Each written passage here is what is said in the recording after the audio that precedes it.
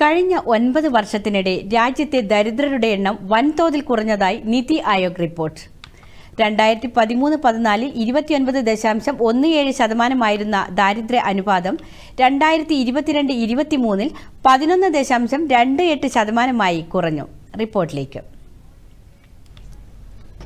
പ്രധാനമന്ത്രി നരേന്ദ്രമോദിയുടെ നേതൃത്വത്തിലുള്ള സർക്കാർ അധികാരത്തിലെത്തിയ ശേഷം രാജ്യത്ത് 24.82 കോടി പേർ ദാരിദ്ര്യത്തിൽ നിന്നും മുക്തരായതായി നീതി ആയോഗ് റിപ്പോർട്ടിൽ പറയുന്നു. ഉത്തർപ്രദേശ്, ബീഹാർ, മധ്യപ്രദേശ് എന്നിവിടങ്ങളിലാണ് ദാരിദ്ര്യം ഏറ്റവും കുറഞ്ഞത്. 5.94 കോടി ജനങ്ങളാണ് ഉത്തർപ്രദേശിൽ ദാരിദ്ര്യത്തിൽ നിന്ന് കരകയറിയത്.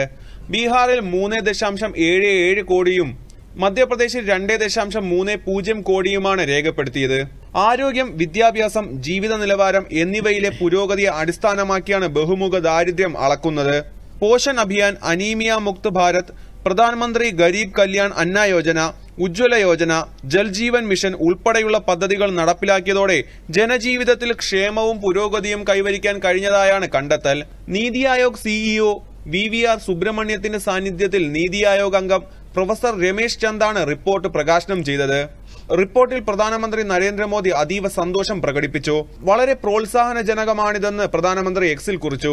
എല്ലാവരെയും ഉൾക്കൊള്ളുന്ന വളർച്ചയെ മുന്നോട്ട് കൊണ്ടുപോകുന്നതിലും സമ്പദ് വ്യവസ്ഥയിലെ പരിവർത്തന മാറ്റങ്ങളിൽ ശ്രദ്ധ കേന്ദ്രീകരിക്കുന്നതിലും സർക്കാരിന്റെ പ്രതിബദ്ധതയാണ് ഇത് പ്രതിഫലിപ്പിക്കുന്നതെന്നും പ്രധാനമന്ത്രി പറഞ്ഞു. എല്ലാ ഭാരതീയർക്കും സമൃദ്ധമായ ഭാവി ഉറപ്പാക്കാൻ സർക്കാർ തുടർന്നും പ്രവർത്തിക്കുമെന്നും പ്രധാനമന്ത്രി കുറിച്ചു.